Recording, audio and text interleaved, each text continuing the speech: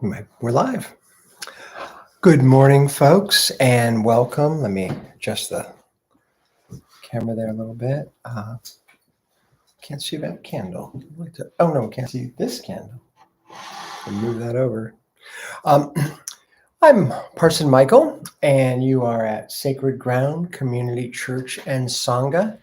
And we have usually once a month we have an indoor service. So this is our Sunday morning indoor service. For those of you who are tuning in for the first time, or if you have short memory like me, we are a melding of East and West and Earth and Sky. So we're a melding of Buddhism, Christianity, and Mother Earth traditions. We're grounded by the teachings and mindfulness trainings of Thich Nhat Hanh. And we're committed to mindfulness. And I'll invite the bell to sound as I usually do, and just invite you to enjoy the sound of the bell. If you're one of the regulars, or if you're just tuning in today and this bell sounds wonky or it doesn't sound right, you can message us in the comments because we're just starting to work with YouTube Live. So, and our aspiration is to enjoy this sound of this bell in the present moment.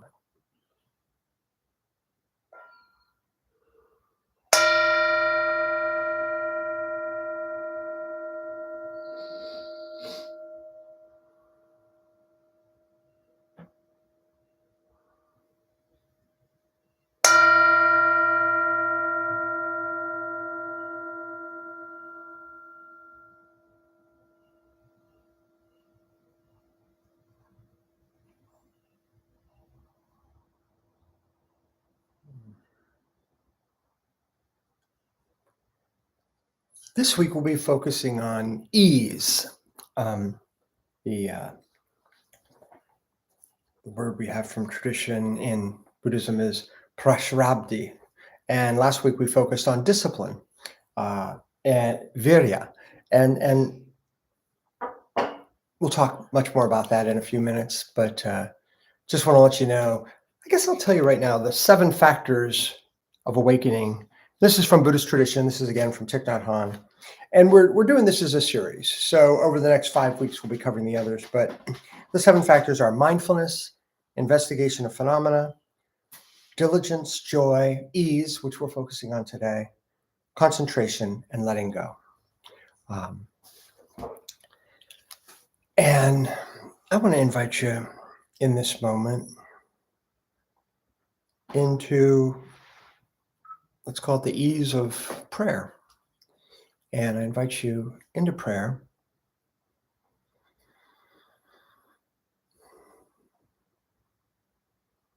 And one of our members here, just returning from North Carolina, from that area, and just invite us to open our hearts and call upon the Great Sacred to watch over so many people, as well as ecosystems, animals, plants, but so many people, loved ones lost or still missing, some hope still for some. Just try to open our hearts to those folks.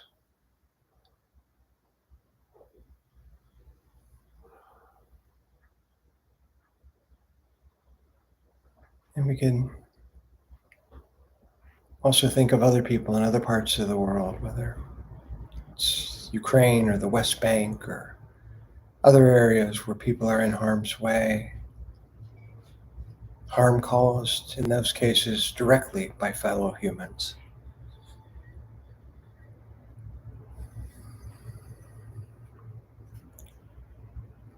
You know, there's someone hearing a plane fly overhead right now and just wondering, is this a bombing or another bombing?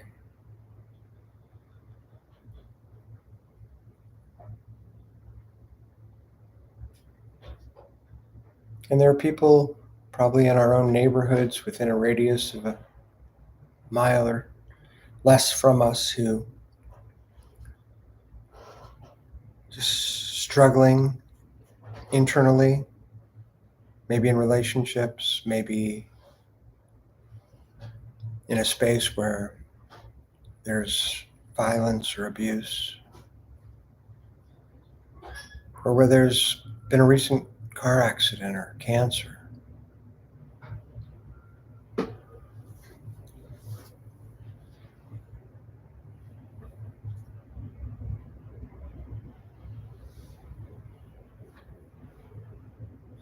In Great Spirit, we know that simultaneously there are birds singing,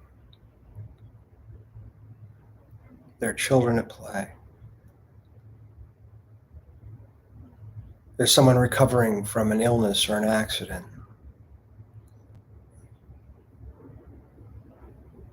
There's good people trying to end violence or trying to search and rescue for others.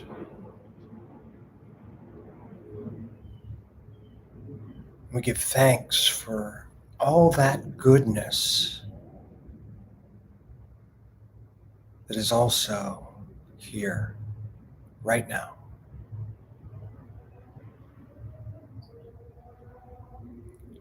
And we send our energy out in support of all those people who are tired and weary and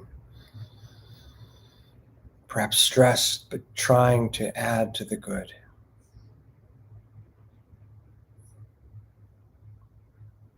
And we also send energy to those who are at ease as they add to the good.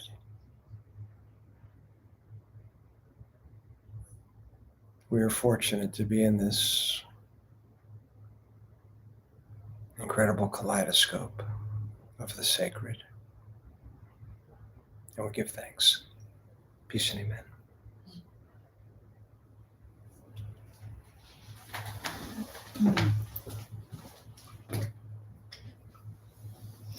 Well, good morning, everyone that's here and everyone that's here. And I was going to let people know, and some people already are, that if you are online, you can add to the live chat. And we have Sylvia, hands raised, absorbing, really appreciating theme of ease. So thank you, Sylvia. And Michael, good morning, friends, from Michael and Bodkins. So thank you. So if anybody else, there's a live chat and there's also the comments. And you can join us that way. And we'll be having places in the service where you can add your thoughts. But thank you for joining us, everyone here. So thank you, Michael, for the beautiful prayer. And I'm going to add to that with a little meditation right now. And just going with this theme of ease and thinking of ease in our bodies. And just thinking about your body right now. You're holding it erect, upright, probably. You might be at home not, but we here are holding our bodies upright and erect. And so always, just like Michael was talking about with the joy and the suffering, that our bodies are holding us, but we also can find the ease in our bodies.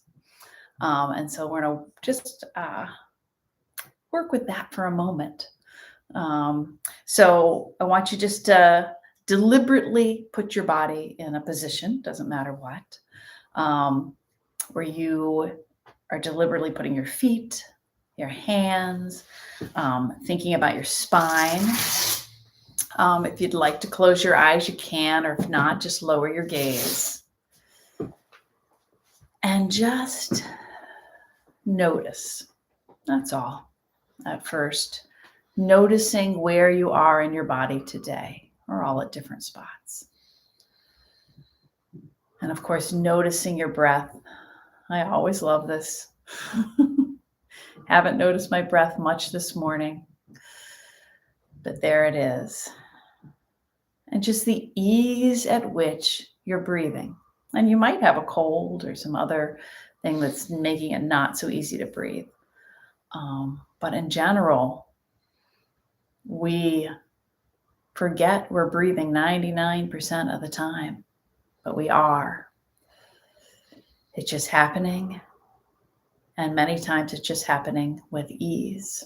So I'm going to have you just kind of notice that. And when you notice your breath sometimes, you might start to slow it down or speed it up. And I'm going to encourage you just to notice and start to take a little bit deeper breath and a slow exhale.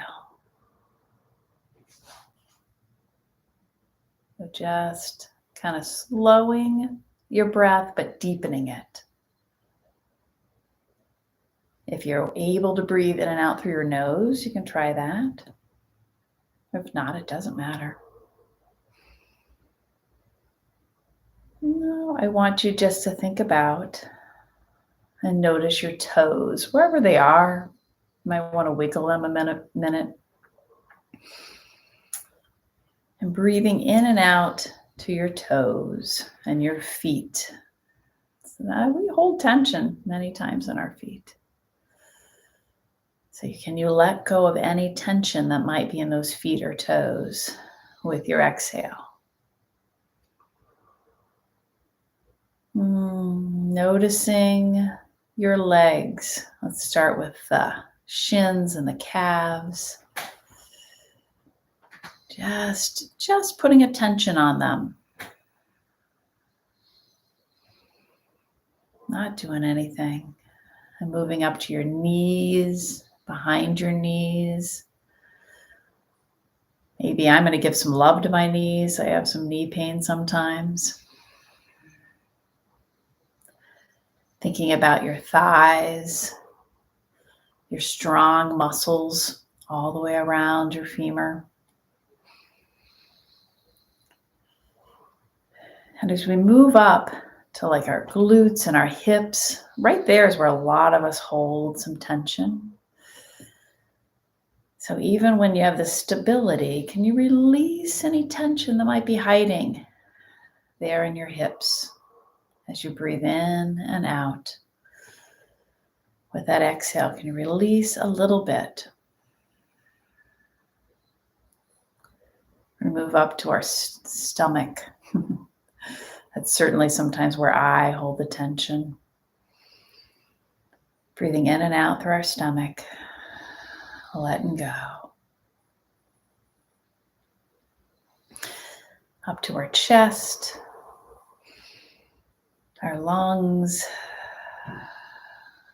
I'm like putting my hand here on my chest, just feeling the rise and fall.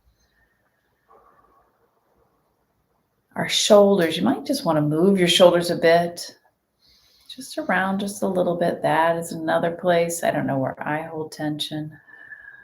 Can you release some of that again while maintaining the stability with your exhale?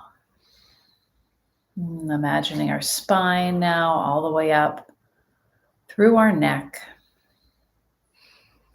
And I'm just going to do a little movement here too to help release. Just move, just what's gentle to you, side by side, side to side, or a little tiny yes or no movement. Just feeling that neck, creating that ease within the stability. And moving up through our head. Imagine the tip of your head reaching up, holding yourself up. But then think about your face and that tension that can go on our face. With that exhale, can you release any tension in your forehead, in your cheekbones, in your jaw?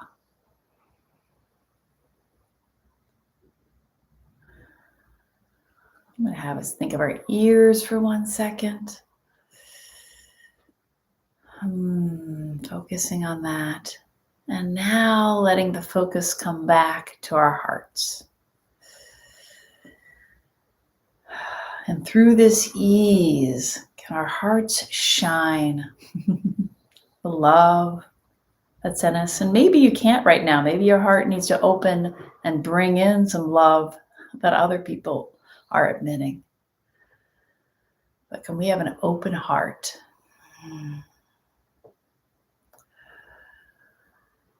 In these bodies that we act so much, that we use so much. Can we give ourselves a little bit of ease? Can you do this at other points in your day where you start to feel the tension? Can you just find a little bit of ease with your exhale, with your breath, with the life force?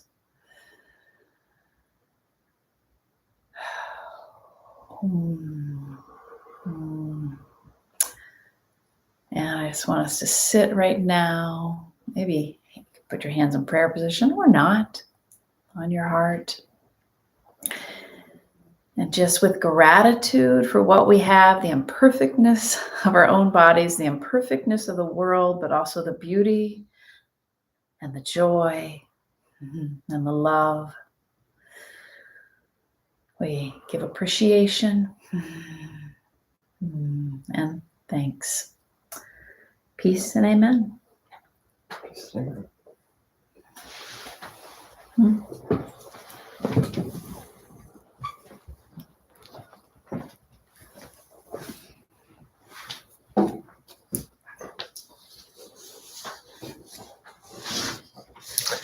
Thank you, Miss Holly.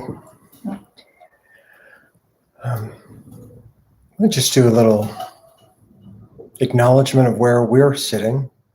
We're here in Central Ohio. You folks, some of you may be in Central Ohio as well. I know some of you are, Sylvia. And some of you are in other places. Somebody from Missouri. Somebody in Missouri, somebody in other parts of the world. Or you might be watching this recording. You could be anywhere in the world. And just to invite you to think about where you're sitting for a minute. We have a rather old house, over 100 years old. I was thinking about this. My mom, she wasn't feeling quite up to coming down today. She's 95, but I was thinking before she was born, there were people in this house cooking, laughing, sharing stories, crying, arguing. And so those are part of the ancestors, part of the land ancestors. And of course, we're here where the Shawnee were, and Hopewell and Adina before that. We were down by the river for our Friday service. We had our grandkids with us, and I said, the Shawnee rode on this river, and you could see their eyes kind of light up when they heard that. And of course, we all bring our own ancestors with us, whether those are our parents, our grandparents, but all the way back, as well as our teachers, like Thich Nhat Hanh. And we give thanks for all of that. And we give thanks for each of you and each of you. And so we're going to take a moment and just do a namaste bow to each other. And anyone who would like to come up here and do a bow to the folks sitting there is welcome to as well. And I'll invite the bell to sound. We'll do our bow, and then we'll have a chance to bow to each other here and there. And you are welcome to bow in, and you're bowing to us. And through that World Wide Web, you're bowing to others around as well, which is also lovely. And that bow is recognizing that we're each children of God. We're all sacred, and we're honoring the sacred in each other. So we'll do that bow after the bell.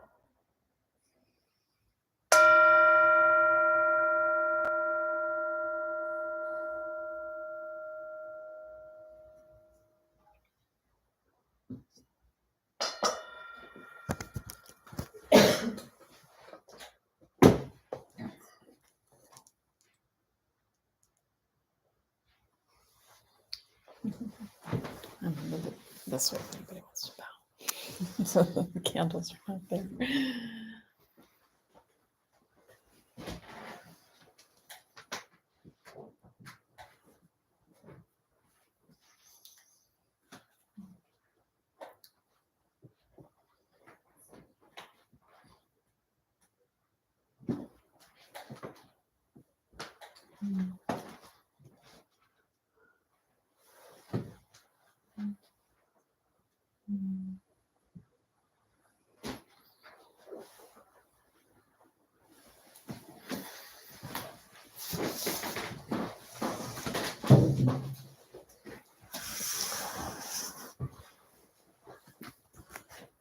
So as I shared earlier, we're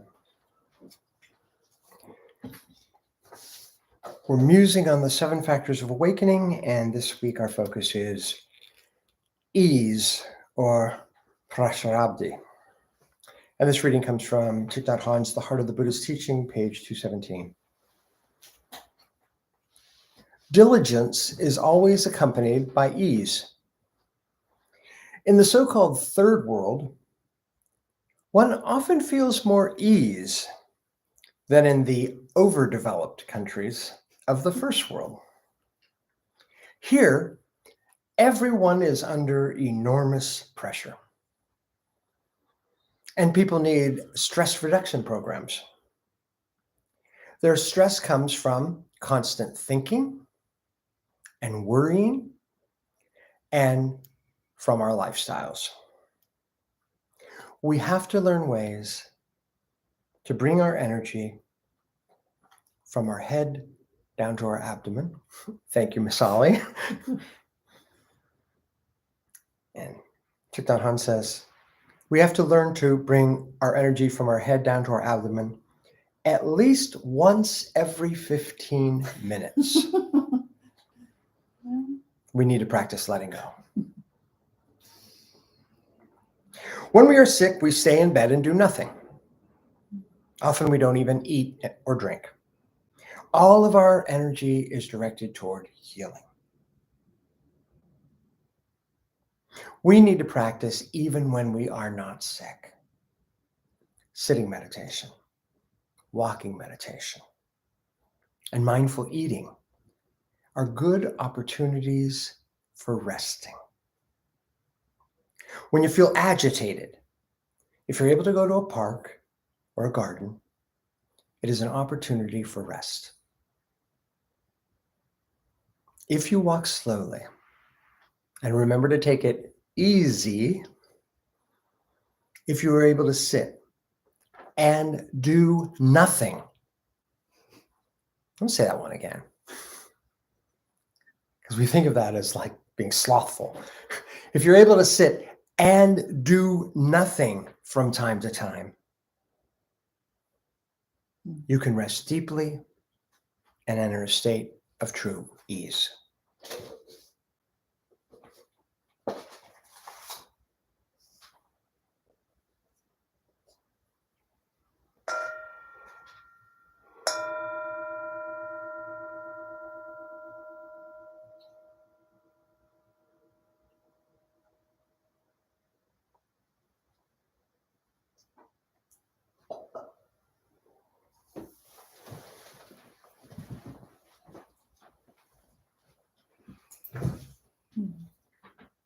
Our second reading comes from Bible, Judeo-Christian Bible. Oh boy, you know what? I'm gonna have to use your glasses, Michael. It's smaller and lighter than I thought. From Matthew chapter 11, verses 28 through 30. And Jesus said, "Come to me, all you that are weary and are carrying heavy burdens, and I will give you rest. Take my yoke upon you and learn from me, for I am gentle and humble in heart, and you will find rest for your souls. For my yoke is easy and my burden is light." Thank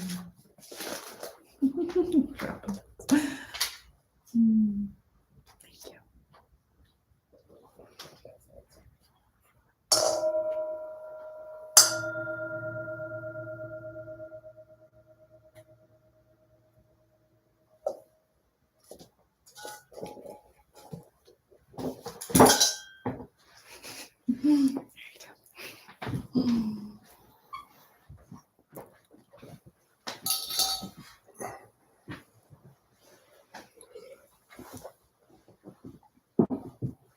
Oh, it's Scott next. That's right. Now, Can you do a song now, Scott? Scott is going to share with us one of his original songs. And if you just hold on a second, Scott, we'll make sure it's lined up for you.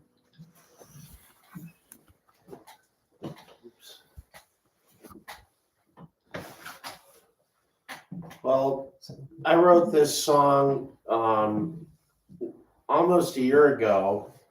Michael is doing a teaching on mantras. And one of the mantras that he talked about was the short saying about sacredness of the world, which is as it was, as it is, as it shall be, sacred world without end. Mm-hmm. Now, the verses are about breath work and mindfulness, which fits with the message of ease. So it goes like this. And you might hear an old hymn as part of it as well.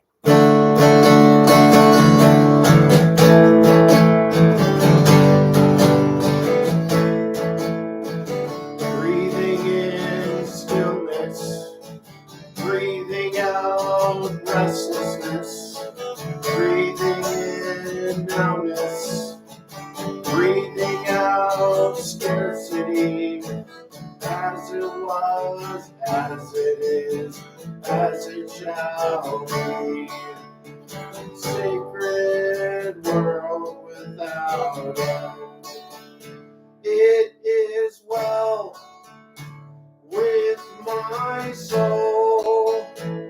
It is well, it is well with my soul.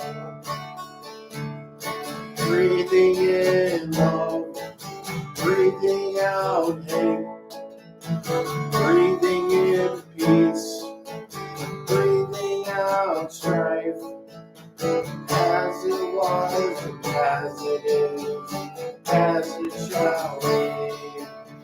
Sacred world without end.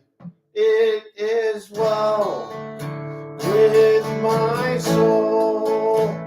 It is well, it is well with my soul.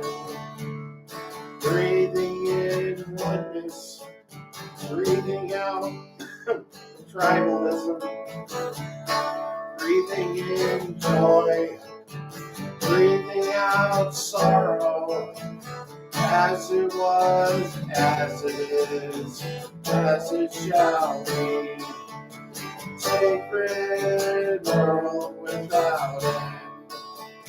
It is well with my soul. It is well, it is well with my soul. As it is, as it was, as it shall be. Sacred world without end. It is well with my soul. It is well, it is well with my soul. It is well with my soul.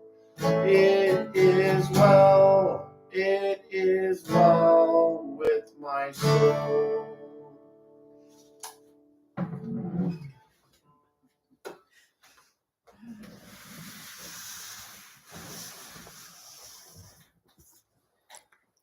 Thank you, Scott.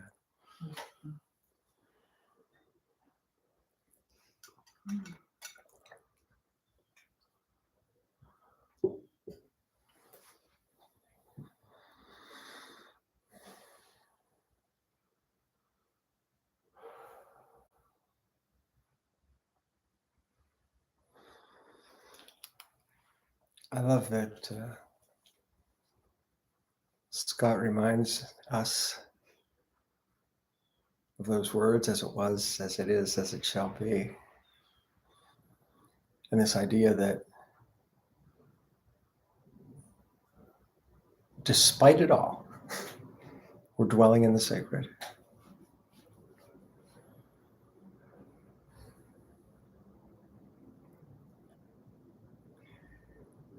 when I was thinking about this week's theme, Prashrabdi, ease, and I'm trying to learn these words in my head. That's why I keep repeating them. And I think of Vira, diligence. It's like, well, wait, which one? You want discipline or do you want ease? And really, what we need is we need the harmony. We need the balance. I was thinking of Ollie and I both did yoga training during the pandemic, and they speak of sukha, ease, and sthira, which is kind of strength or effort, and this idea of balance. And with that, ease is not always, even though they're the same root, ease is not always easy.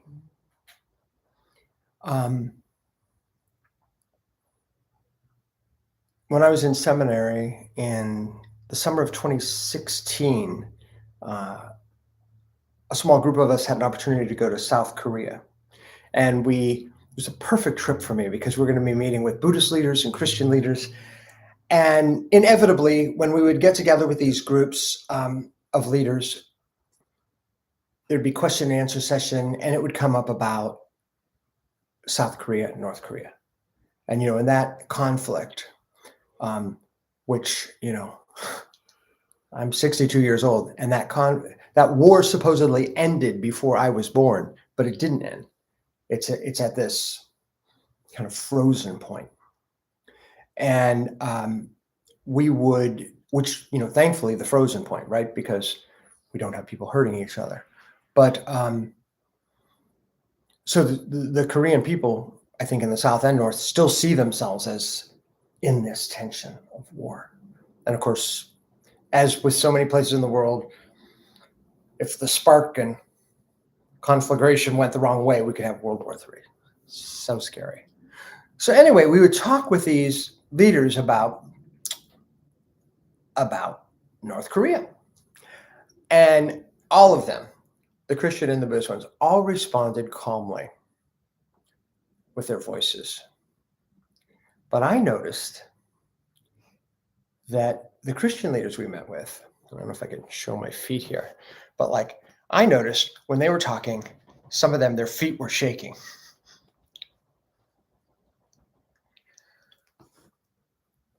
Understandably, it's scary stuff. But I also noticed when we met with Buddhist leaders, their feet were calm. And I don't think this is a Buddhist Christian thing. I suspect that if we had gone to a Christian monastery where people were engaged in hours of prayer on a daily basis, that we would find Christian leaders who would be equally calm. And as I mentioned at the outset, the horrors of the hurricane. And many people, including, I guess, even some of the climate change folks who were in Asheville, thought, well, we're in a fairly safe place. We were talking about this with a friend a couple of weeks ago. Ohio seems like a place that, climate change isn't affecting us. Well, our backyard was completely brown, like I had never seen it 2 weeks ago, because we've had almost no rain all summer. I walked out barefoot in the backyard and I felt like I was walking on concrete. I've never had that experience in our yard before. We've lived here for over 20 years. And then we got this soft, gentle rain. And it's amazing. The green is just coming up. But one of the challenges is that I want to remember that, yes, we did get that rain and we have the green coming up because of the hurricane. And it doesn't look like more rain's coming here anytime soon, I don't think. So these challenges. I mentioned Korea. We had an opportunity to go to the DMZ, the demilitarized zone. And some of you may have been there, but there are these buildings in some parts of the DMZ where you can enter from the north or the south, and they have had meetings sometimes in there. But on the sides of those buildings, if I can give you an image here. A guy will stand, and this, let's say this is the wall of the building, and the soldiers stand there. And they stand there at attention with one arm down at their side, and they stare at the South Korean soldiers are staring at the soldiers of the North, who are also staring, arms down at side, very tense. And they basically stare at each other. We went to this place, and of course, it shook me up. It shook many of us up. And we were there for, I don't know how long, 30 minutes, an hour. And then we left. And when we left, I was like, man, I was just tense the whole time. I don't think I said a prayer. I was just like, there was so much tension there, and I just brought my own tension with it. And I was frustrated with myself. The one chance I'm going to have in my life probably to go to the DMZ. And again, I'm beating myself up too. This is not good. I know that. Well, it just so happened that there was someone else who wanted to take us to another visit, actually a private place that you can't usually go, the general public, to the DMZ. So it's another place in this demilitarized zone. And that was going to happen a couple of days later. We didn't even know that when we visited the first DMZ. And when the folks, my fellow seminary students, heard that we were going to go back to the DMZ, many of them, or at least a few of them, were like, "Oh, I mean, I know it's good to have gone. Do we have to go back there? Because it's just, Well, I got it in my head. I am going to go with a different energy, sacred world. These South Korean people are sacred. These North Korean people are sacred. And I just have to pray for healing. That whole time, I just have to enter into that space and not be tense. I have to have the discipline to have ease. And I don't know what will happen if I ever have a third opportunity, but I was able to do that. And I entered that space, and that whole time, again, I don't know if it was 25 minutes, if it was 40 minutes, but I just was in prayer, mantras, meditation the whole time. And when it was time to leave, one of our leaders, a professor, Professor Dr. Kim, who's from Korea, but is a professor. He's an American citizen now, and I don't know if he was born in Korea. I don't know, but he's of Korean descent. And anyway, he said to me,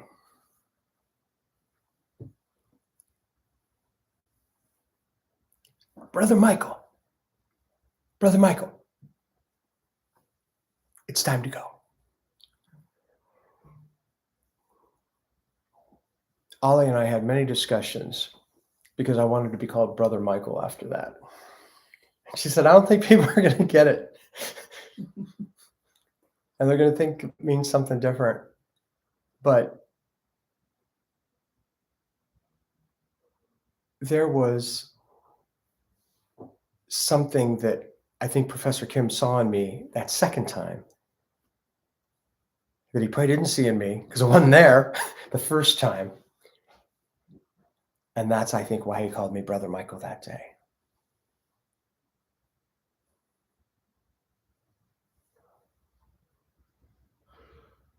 People who know me know I've been involved in different kinds of environmental stuff for, I can say generations now, because what is 20 years a generation? Dear me. So for a couple of generations, for like 40 years, I haven't done as much as I'd like, but I've had my little roles that I've tried to play. And sacred ground is not separate from that.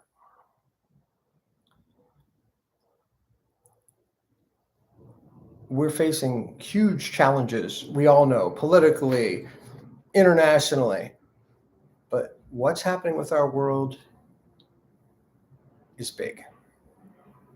I said to my son, I said, in 100 years, when they watch those presidential debates, are they going to say like, did those guys even mention the climate? Like, did they not know, or what? Didn't they know what they were in? It'd be kind of like us in the 1850s or something. These people aware of like there's slavery in America? Are they talking about that?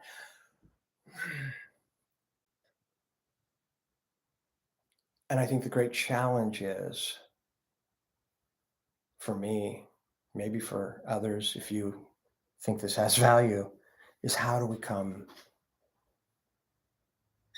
with ease? That doesn't mean lackadaisical. That doesn't mean whatever happens, cool. No, but how do we bring that sense of calm? Thich Nhat Hanh tells stories of people on a boat rocking in an ocean and everybody's screaming and yelling, oh, we got to do this, we got to do that. He says, if one person can be at ease, maybe others can look and say, okay, let's calm down. Okay, now what do we do? And these problems are huge. I mean, even if we reverse course, it's decades out in terms of changes for our climate, things are going to get worse. But can we have that discipline of ease? And in our relationships, I'm getting together, I hope. I got contacted by an old friend who politically, he and I are on opposite sides of the spectrum. And we're hoping to get together before this presidential election. And we're probably not going to talk politics. We're probably going to talk about other stuff, just reconnect.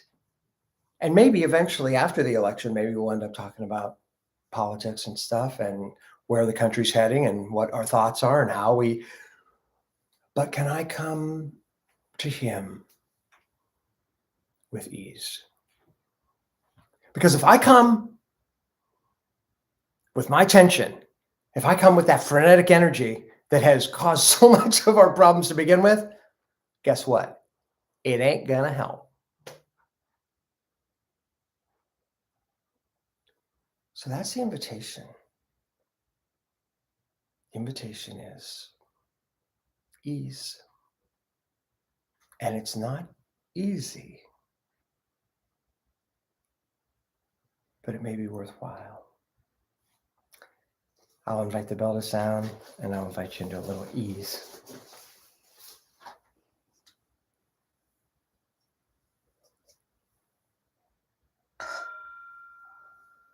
Enjoy the one moment we have in this sacred world.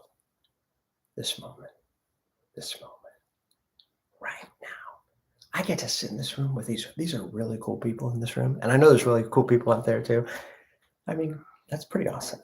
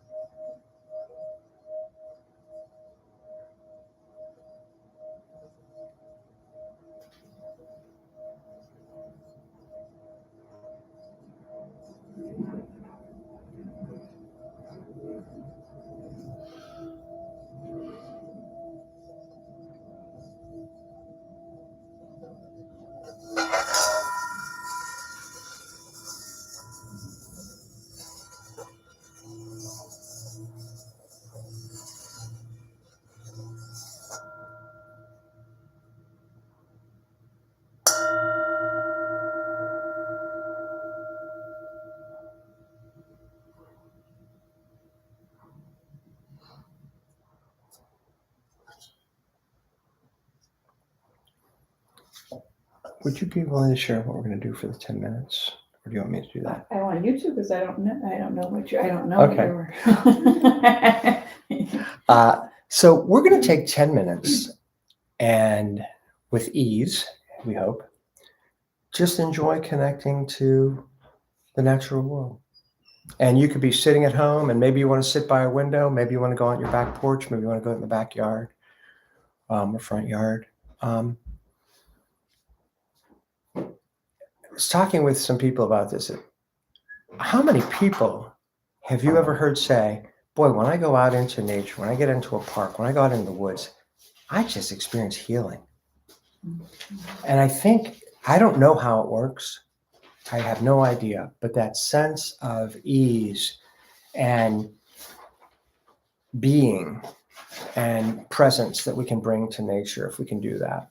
So we're just going to take 10 minutes. So I need to look at the time. And so it's 11:18. So we'll do it till 11:30 by the time I'm done talking. I'll talk for 2 minutes. Lori knows that. He'll probably talk for 4, says Steve. Anyway, there are some chairs around our yard if you want to just go sit in a chair. If you want to stay in here and look out the window, that's fine. Folks, whatever you want to do, I'm going to bring the camera with me and try and stay so that we're connected to the internet. If we get knocked off, we'll come back on after this time. And with the new video. With a new video on the same YouTube channel, but we'll try and stay connected. And then after we come back, we'll have an opportunity if anybody wants to share about the readings, the song, the meditation, the time in nature. And So, anybody. oh yes, oh please, see, thank you. Yes, and you folks, please, we invite you to also share with us, and we will try our best to share what others have shared during the service. If you're watching later, if you're watching this as a recording, you can share in the comments still. And whoever the next person is who watches the video, maybe they'll get to read your comment as well. So very cool. And even though Steve, without talking, said I wouldn't do it in under 4 minutes, I did. So so I'll invite the bell to sound, and we will meet back here at 11:30. You folks, welcome to go, or you're welcome to just stay tuned in and enjoy whatever we happen to show of the natural world of our great Mother Earth in these minutes. Enjoy the bell. Enjoy your time in this sacred world, as it always was, as it is, as it will ever be.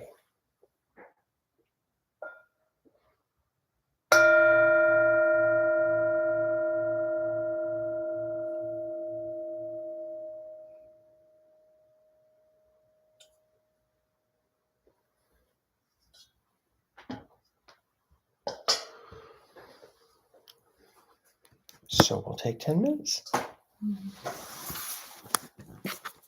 gonna open the doors.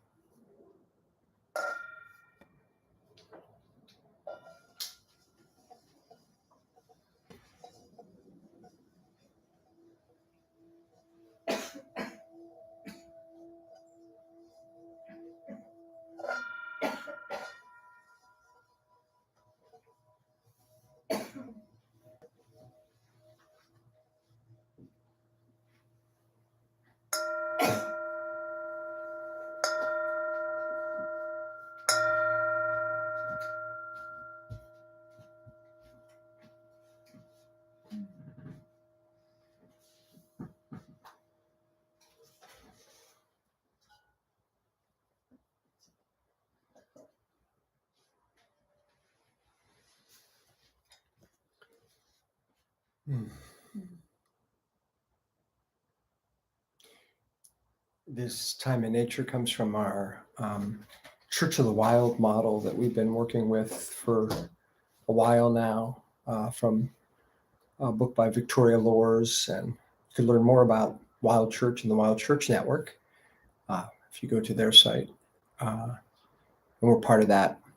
We had an opportunity this past summer to go to Canada and present at a Wild Church conference. We're going to take a few minutes now and give people an opportunity to share, both you folks online and folks here in the room.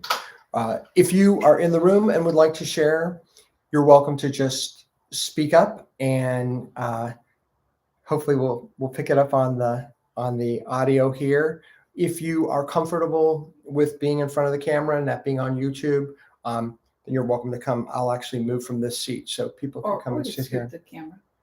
Yeah, we just have to make sure that we don't put other people on camera Right, in that right. We studio. won't put Okay, so we anybody could else. scoot Yeah, the camera we if won't somebody put says anybody- we could do that. Only somebody can let us know if they're okay on camera. Yeah. If not, that's fine. Yeah, that's good. So I'll just stay here then. Yeah.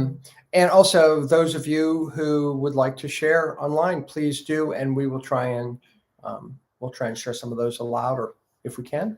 And you're welcome to share anything from your experience, this 10 minutes that we had, from the Dharma talk, from the music, from the meditation, from the readings, or whatever else is just on your heart. We ask that people be mindful of time, so that we don't go too long. And we ask for a little space in between each sharing so that there's a moment of quiet so we can just soak in what the last person has said. And with that, I'll invite the bell to sound. And if someone would like to share, you can, here, you can just wave. And I guess Ollie will probably be in charge of the comment one. So she'll take care of that too. So, and what we try to bring to this, perhaps more important, maybe not perhaps, more important than our sharing, is our listening. So we just really try to listen to each other. If we want to generate ease in others, compassionate listening is probably a pretty good way of helping that to happen.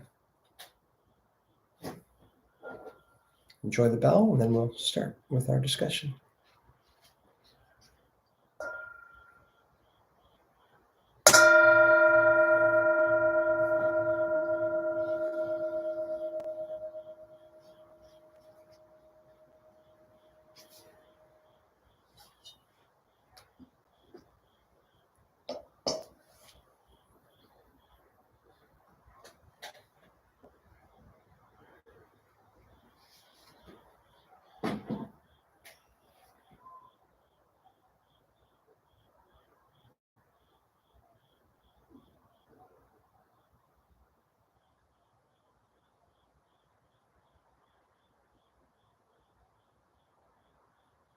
We'll share.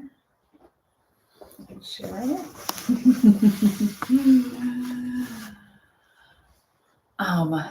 Something's been I've been thinking about, and Michael mentioned it before in his Dharma talk, is I went outside and the grass is starting to perk up, right? It looks like at least a couple days ago, it looked like fine baby grass that we'd see in the spring. It was just popping up all over because it had been dead. I just went out there. Now it looks more like just regular summer grass out there. And I've just been so appreciative of that, right? The trees are happier, the plants are everything just looks happier. But thinking that literally the only reason we got rain was because a hurricane came up and then got stuck over in it was south of Indiana. It was stuck someplace in the middle of the country, and then to give us like days of rain, right? This light, gentle, beautiful rain. And this destructiveness of the hurricane is what brought the rain to us. And so trying to hold those two things at the same time is what I'm trying to do. I'm so appreciative of the rain. I'm still looking at the forecast. Is there going to be any rain? And of course, there's none that looks like. I mean, the forecasts have been, yeah, we never know, but they have been unpredictable. But so that's been what's been weighing on my heart. How do I appreciate what we have here and know that it was from this devastation someplace else? Yeah. So that's my sharing for today.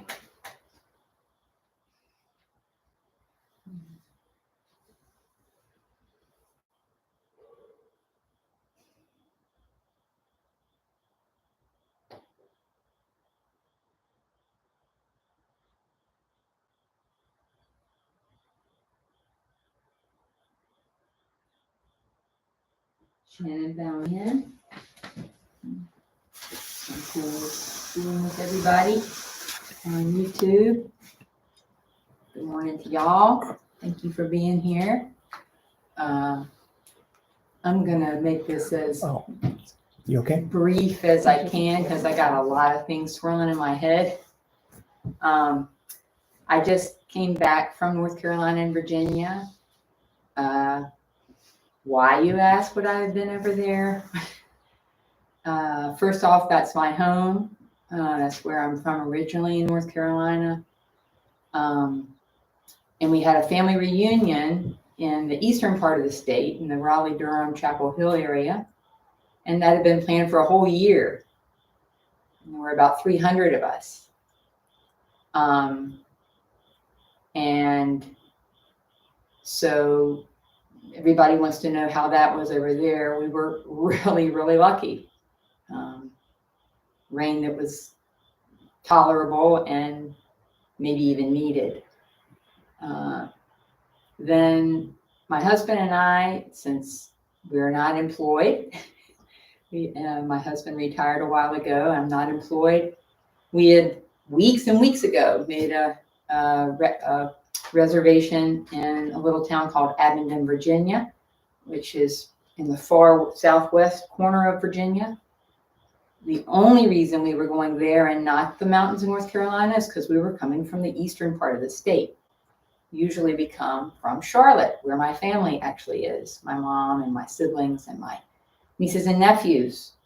We always go to the North Carolina mountains, either going down or coming back. So by being in Abingdon, first of all, we called ahead and asked the host if he even wanted us there. And he said, yes, we would love to have you here.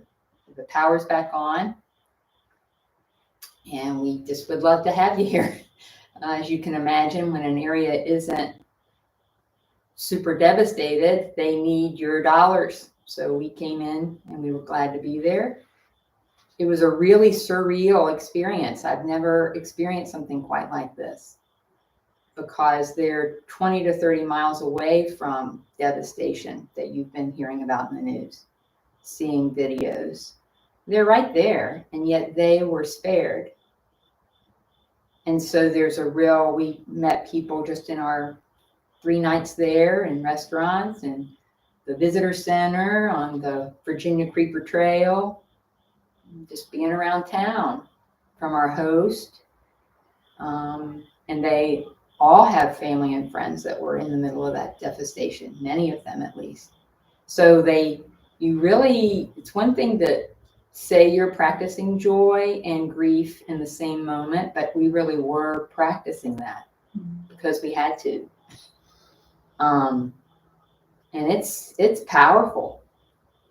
It's really powerful.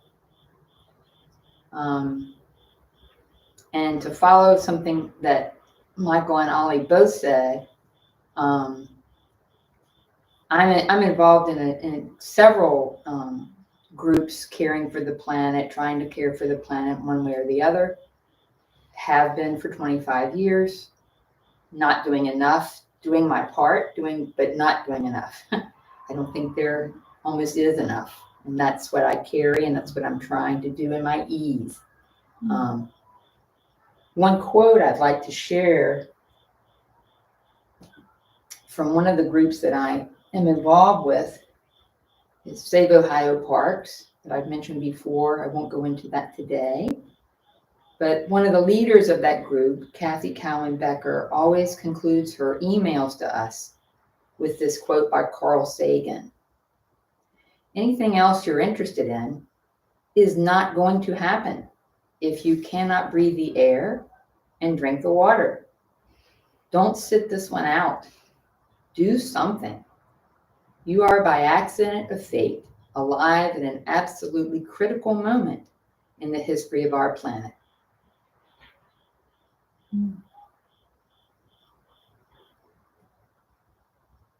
So I'll leave everybody with that.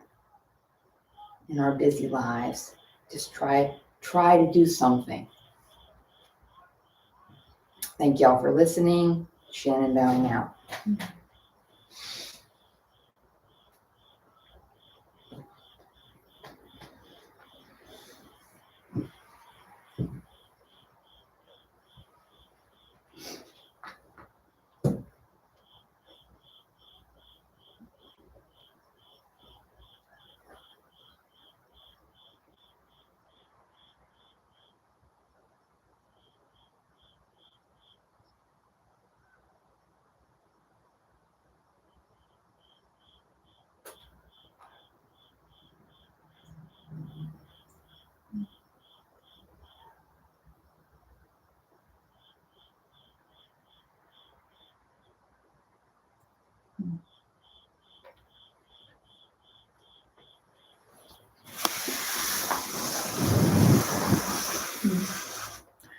I'm going to share some of the comments that people have mentioned online with those people that are here. Michael said it's Elijah's birthday today, so he needed to head out. But very nice. Sylvia is present with the walk in the garden and Sharon Woods natural play area along the creek. And also with you in that cell deep grief and rain gratitude, Ollie. Carol from Austin says, I enjoyed the ease of watering and feeding indoor plants and feeling that I was nurturing them and myself. I love the ease of this community and the reminder to breathe in love and out anxiety. And Tammy says, prayers for those suffering from hurricane damage and for my family in Florida, prayers for all suffering, health issues, and for people who just need peace and happiness in their life.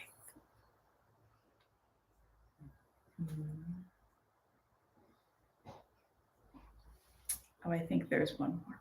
And Stacy says, thank you for your offering of peaceful balance. Effortless effort.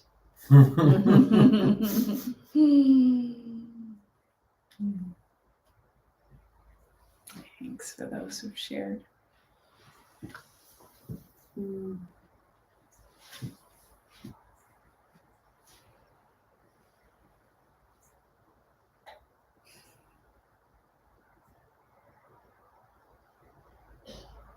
Any last sharings? Well, one of the things that I do for ease is self-care. And I have an app on my phone called Labyrinthos, which is a tarot app. And my card that it came up for today, the random card is the Queen of Cups. And this is an animal deck.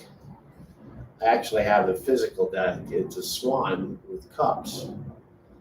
And the earth element for cups is water. And the queen is a feminine attribute. But the key words for this Queen of Cups is compassion, calm, and comfort. So going with today's message of ease, it's being calm. And there's a group that I'm part of. It's a mystery school. It's been around since the 1920s out of Los Angeles. It's called Builders of the Addendum. And I went to an attunement ritual yesterday. And it was so healing to think about different notes and different colors as we were chanting different things, the names of the archangels, the names of Hebrew names of God, that, I would focus on a color and a note, and we would chant E, A, O. The note and the color would correlate with whatever's going on in my body. And I felt so much at peace after the ritual. And one of the things I've been focusing on this year is self-care. I've lost a lot of weight, but I now have pain in my body that I didn't have pain as I've lost weight. So I've started aquatherapy last week. It's going good. But I still wish that the pain in my hip and my lower back would go away. And yet the Great Sacred wants me to embrace pain. There's a tension between pain and comfort. Just like in North Carolina, there's the pain and suffering of the hurricane, yet the rain that broke the drought in our area. There's a tension. And there's also a tension between life and death. Death is part of life. I work in hospice. I'm around death and dying all the time. My wife found out that one of her aunts passed away last week. And then we put one of our dogs down last week. And then my dad is declining. Yet, good news is he's doing well. And then at the same time, my brother, who died 5 years ago, is in heaven. But if he was alive today, he'd be going through a whole lot of stress and anxiety because he used to work for Big Lots, which is going through bankruptcy. And he was import-export. He would be dealing with the longshoreman issue. So I'm thankful that he is, unemployed because of death. He doesn't have to deal with that. So there's an alchemy in holding the tension between pain and suffering and joy and ease.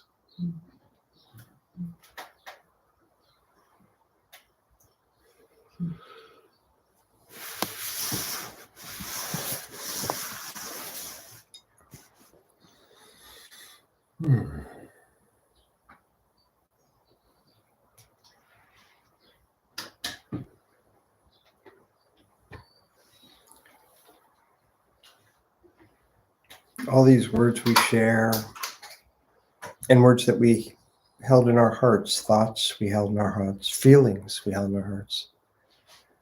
We send them all out to each other across this room and across the internet and across this recording, but also we send them out to the Great Spirit, to the Great Sacred that is beyond all names, beyond all understanding. We ask for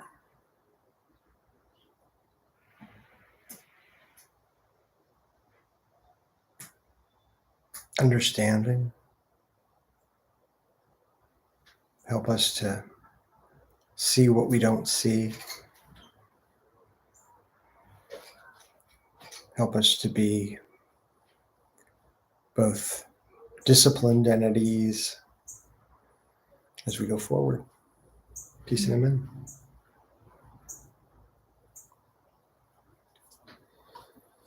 Closing announcements, then I'll come read there, I think. Sure.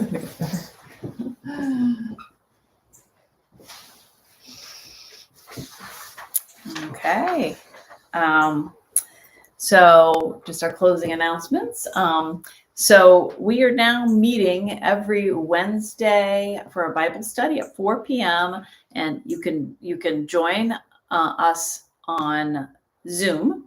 if you want to be participating part of that. You could also join us on YouTube, and you could be involved in the live chat too. So those are 2 ways to join, but it is every Wednesday for the next 13 weeks. It's next 11 weeks. 11 weeks. It's a 12-week series. So next 11 weeks, Wednesdays at 4. But then those are all be up. So the one we did last week is up on YouTube. So you can, if you can't join live, you could look at it another time. And if you go to theholynow.org, if you're not part of our email list, there's a whole page there about it, right? About the Bible study? No. Okay. There should be. There should be. Okay.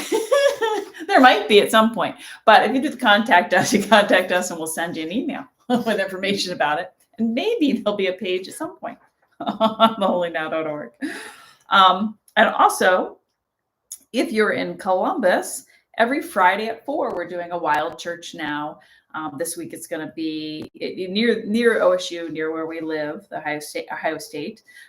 It's at Tuttle Park this week on October 11th. So again, if you want to get on our email list, we can give you more details about that. But those are Wild Churches every Friday at 4.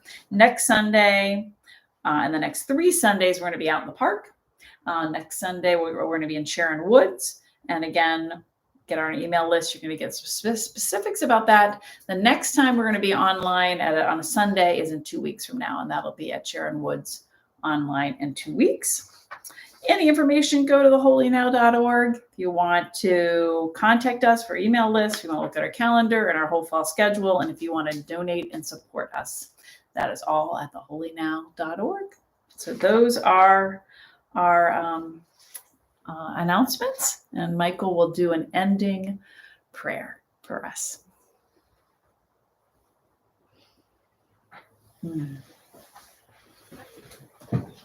And I don't know, we didn't do joys and concerns. I don't know. Like, do you want me to do that? Go ahead. Okay, so I guess we're not switching yet, but I feel like I want to do joys and concerns here too. So some of you have listed joys or concerns online, and some of them have listed here, but I'm just going to give us a minute. If we want to just say a word or two, it could be somebody's name, it could be a place that we're feeling like we want to mention aloud. You can write that down. So we'll start just going to get 1 minute of either in our hearts, just sharing, or also aloud. We'll start with concerns that we have, any concerns or prayers, and feel free to write them in the live chat or the comments. Actually, I'm going to ring the bell.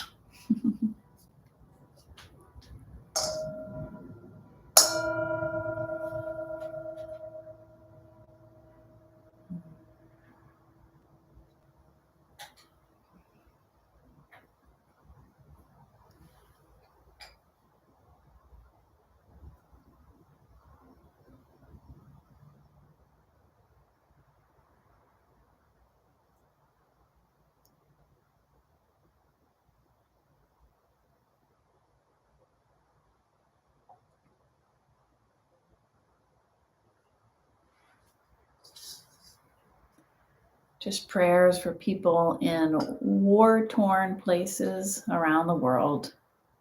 They're certainly on my heart.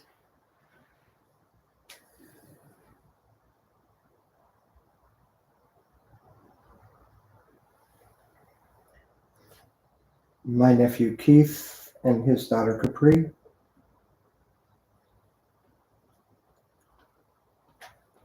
The March family, and then my dad.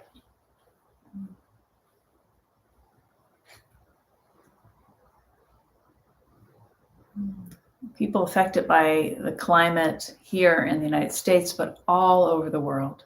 Many places we're not hearing from.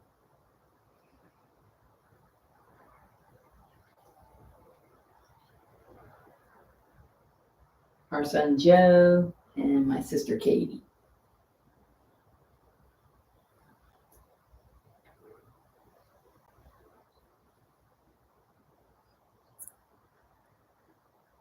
And now we're going to I'm going to list some joys if you want to, again, in our hearts, or they could be out loud, and if you still have another concern.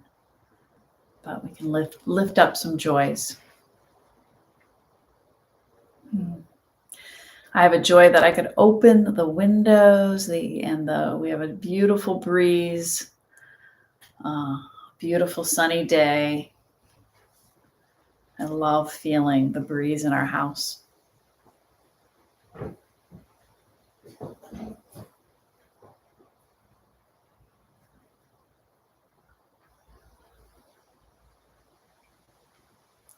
Reconnecting with my old friend Ralph and his wife Marianne, and also the joy of our 3 cats and our dog.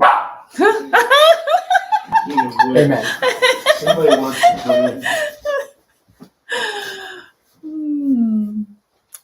I didn't open my eyes. Sylvia, prayers for Gail Thomas. Gratitude. I got a couple of texts from her in her home on a mountain outside of Asheville. Thanks for mentioning that, Sylvia. Sylvia's been very concerned, and Gail's been in our prayers. Stacy, joy in seeing dear friends from Australia and the time we had together. Carol, joy that my son Matt got his well-deserved promotion. Very nice. My dad's recovery and meeting new friends yesterday at the line.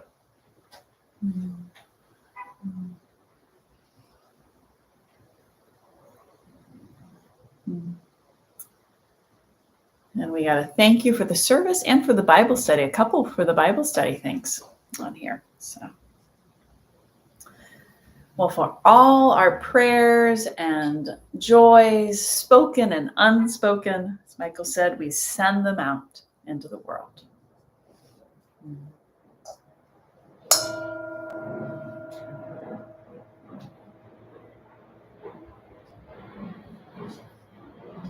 And now, Michael, send us out for our day and our week.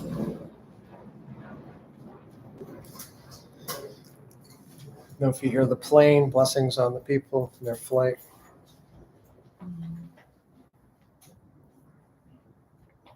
Had a friend years ago, Andy, who he's Catholic, and when he heard a siren, whether it was police siren, fire, or especially ambulance, he would make the sign of the cross in a prayer. And I thank Andy for that. I try to offer those prayers when I hear sirens now. And I've tried to do this. We're right on the flight path, so as the planes go overhead, rather than saying, "Oh my gosh, it's so loud," just try to prayers for those people on their flight.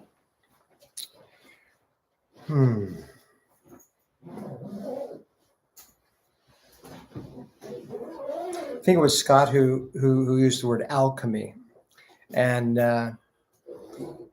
we may have heard this as this kind of this idea of bringing different elements together and making gold. And I've just started reading, and it's a tough read for me. Jung's last book, and it's a big thick sucker, and my old man brain's trying to take it in, but it's one of the main foci of the book is alchemy. And he talks about that a lot of this is symbolic meaning. So the gold is our fundamental oneness. That's the gold. And so the oneness, I think, is a apt word for our theme today as we're talking about these juxtaposings and holding these things that are in conflict. And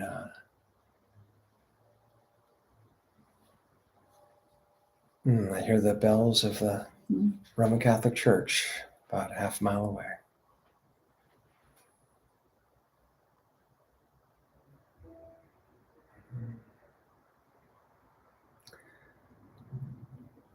O great sacred,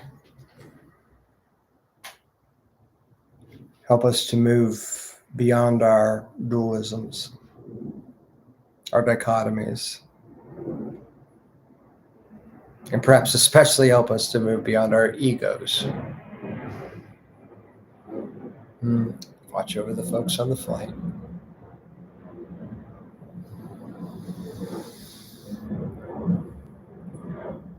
And help us to open our hearts with compassion and with action to the needs that abound in our relationships, in our communities, on our planet, in our international relations, in our country.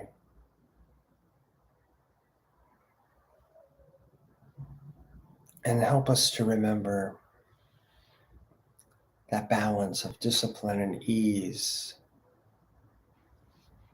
I'm going to look because I like the old words. It's been uttered for centuries by people in the East. Virya, that diligence, and prashrabdi, stira, effort, and sukha,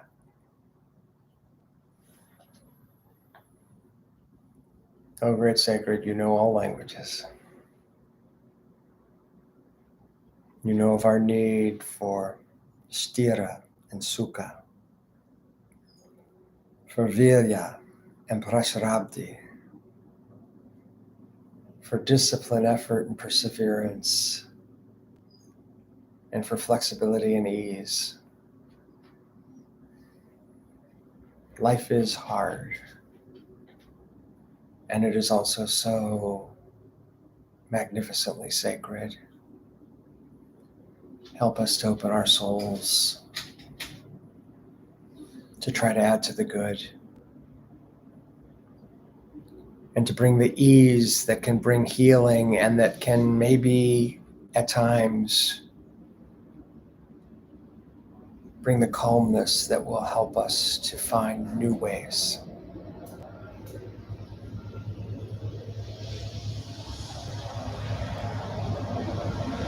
Watch over the guys in the train and the women.